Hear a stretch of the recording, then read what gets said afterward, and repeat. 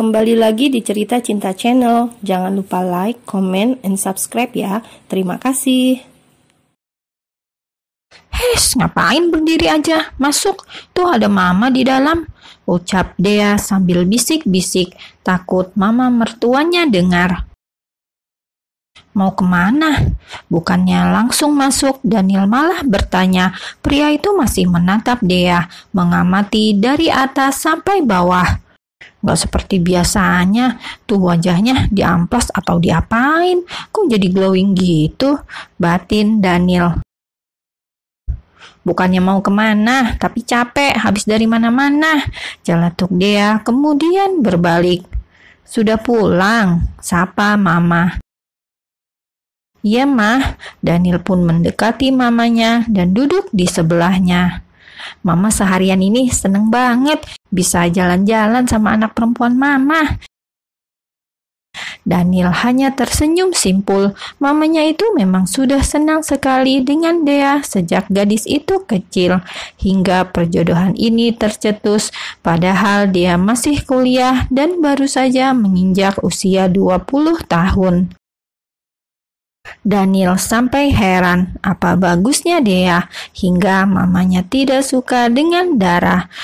Sandara jauh lebih matang, dewasa, mandiri, dan karir bagus. Dan juga Dara lebih cantik tentunya. Sampai saat ini ia tidak tahu alasan mamanya membenci kekasihnya itu. Bagaimana persiapan perayaan hari jadi perusahaan, Nil? Hampir finish mah, tinggal nunggu hari H. Mama mau pas acara nanti kamu harus umumin ke publik ya tentang pernikahan kalian.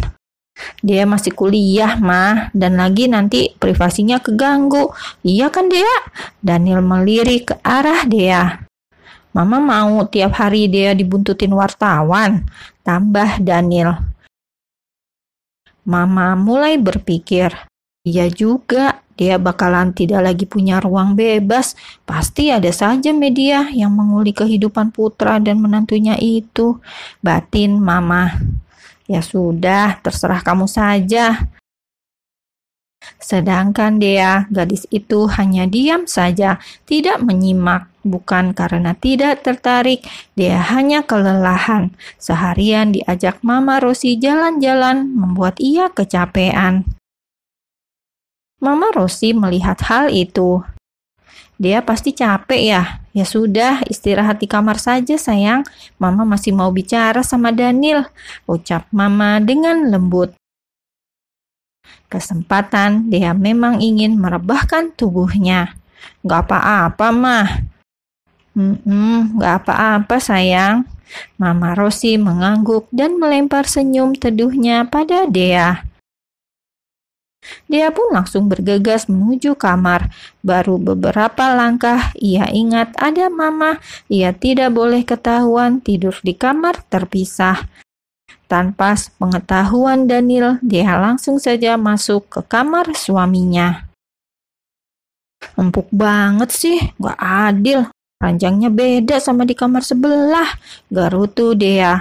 Karena memang benar-benar kelelahan, tidak butuh waktu lama, beberapa saat kemudian terdengar suara dengkuran Dea. Gadis itu sudah terbang ke alam mimpi. Mama sudah pulang, kini tinggal mereka berdua di dalam apartemen. Daniel sendiri belum mandi. Karena sudah gerah, ia pun memutuskan mandi. Sambil bersenandung lirih, pria itu masuk ke kamar. Belum menyadari keberadaan Dea, karena tubuh Dea tertutup selimut sepenuhnya. Selesai mandi, Daniel lantas memakai piyama dan duduk di tepi ranjang. Daniel pikir gundukan di atas ranjangnya adalah bantal dan guling. Ia pun menariknya dengan asal. Dea, gumam Daniel. Kenapa tidur di sini? Batinnya. Apa kamu mau menggoda aku, Dea? Ucapnya lirih.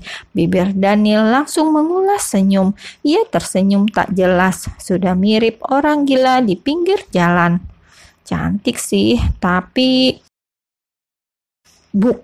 Kaki Dea mengenai Daniel. Gaya tidur Dea memang jauh dari kata elegan. Model tidur yang suka banyak tingkah membuat Daniel hanya bisa geleng kepala. Dea, pindah. Di mana-mana membangunkan orang itu dengan suara yang keras, tapi tidak bagi Daniel. Pria itu membangunkan Dea dengan bisik-bisik. Bukannya bangun, suara Daniel malah terdengar seperti lagu pengantar tidur Nina Bobo. Daniel sepertinya sengaja tidak ingin gadis itu bangun. Buktinya bangunin orang tidur gak kayak bangunin sahur.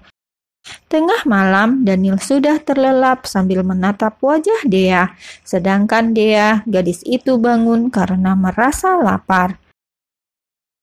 Awalnya ia terkejut, begitu membuka mata malah melihat wajah Daniel. Dengan hati-hati agar tidak menimbulkan suara, Dea perlahan turun dari ranjang.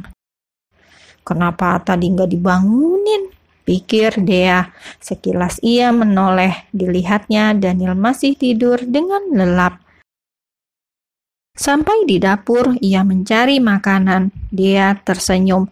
Ternyata mama mertuanya sudah menyiapkan makan malam untuk mereka. Karena benar-benar lapar, dia langsung mengambil piring. Satu persatu ia mengambil lauk pauk yang tersaji di meja. Aneh, gadis itu malah makan sembari mengusap pipinya. Apa begini rasanya punya ibu? Dia menyusut hidungnya yang juga berair. Gadis itu senang tapi juga sedih. Seumur-umur tidak pernah merasakan masakan seorang ibu. Salah satu ia menerima perjodohan ini adalah Mama Rosi. Wanita itu seperti sosok ibu yang ia rindukan selama ini. Di dalam kamar, sayup-sayup Daniel mendengar suara orang terisak.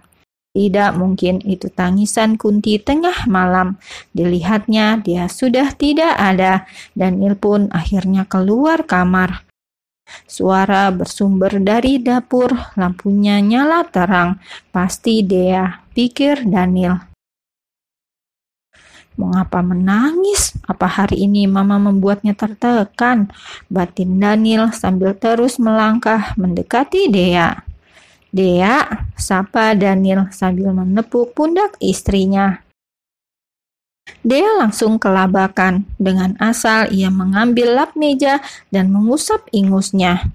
His, jorok. Daniel langsung membuang muka. Pakai ini, seru Daniel sembari mengambil tisu.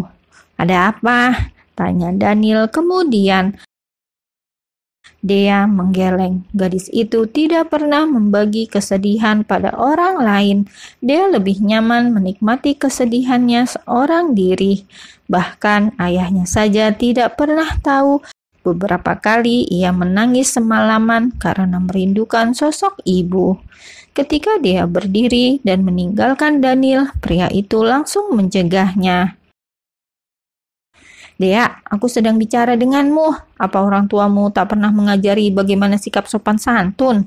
Aku bahkan belum selesai bicara. Jangan pergi seenaknya. Jangan seperti anak yang tidak pernah dididik orang tuanya. Dea tertegun, kemudian berbalik. Aku memang kurang didikan. Ayah selalu sibuk. Puas. Dea pun melanjutkan langkahnya. Kenapa dia yang marah? Batin Daniel sambil menyusul istrinya. Hei, ada apa denganmu? Mengapa tiba-tiba menangis dan marah secara bersamaan? Apa mama hari ini menyulitkanmu? Tebak Daniel. Dea menggeleng. Lalu ada apa? Daniel jadi tambah penasaran. Menikahi anak kecil benar-benar harus ekstra sabar. Bukan apa-apa. Dea berjalan melewati Daniel. Gadis itu langsung masuk ke dalam kamarnya sendiri, meringkuk di dalam kamar seorang diri. Sudah pukul 7. Daniel pun sudah nampak rapi dengan setelan jas warna navy. Pria itu sejak tadi melirik ke pintu kamar Dea. Gadis itu belum keluar juga. Penasaran, Daniel mengetuk pintu kamar tersebut. "Dea, apa masih tidur?"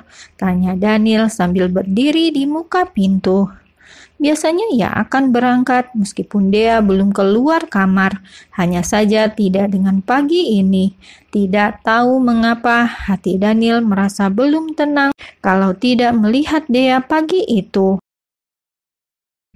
Tok tok tok. "Dea," cemas. Akhirnya Daniel mengambil kunci cadangan. "Aku masuk ya, Dea." Daniel mengintip sedikit saat pintu sudah terbuka, takut bila Dea sedang ganti pakaian atau apa. Karena tidak ada sahutan, pria itu pun masuk lebih dalam.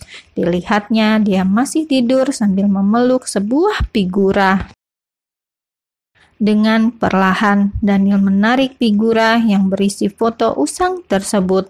Sepertinya usia foto sudah sangat lama, hanya gambar hitam putih saja.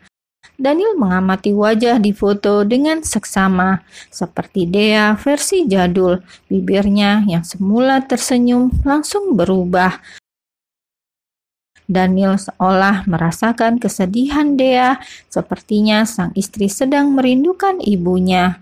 Dari cerita mamanya, Dea memang sudah lama ditinggal ibunya. Hanya saja Daniel kurang tahu pasti kapan dan mengapa ibu Dea meninggal. Sembari meletakkan figura di atas nakas, mata Daniel mengamati wajah sendu Dea. Mata gadis itu sembab. Pasti menangis cukup lama. Mau berangkat ke kantor, tapi tidak tega meninggalkan Dea sendirian. Dret-dret, ponselnya bergetar. Daniel menjauh sedikit, kemudian mengangkat telepon. "Iya, Kim, ada apa?" "Tamu dari Jerman sebentar lagi tiba, seperti rencana Tuan. Apa kita langsung ke bandara untuk menjemput beliau?" Daniel menghela nafas. Ia melirik ke Dea sejenak, kemudian kembali bicara pada sekretaris Kim. "Tunggu sebentar, Kim." "Baik, Tuan." Tut tut tut, sambungan telepon terputus. Daniel kembali mendekat ke ranjang. Ia menyentuh tangan Dea agar gadis itu bangun. Bukannya bangun, Dea malah memegang tangan Daniel. "Jangan pergi," ucap gadis itu dengan lirih. Wajahnya nampak gelisah. Dia sedang mengigau sepertinya, karena matanya masih terpejam.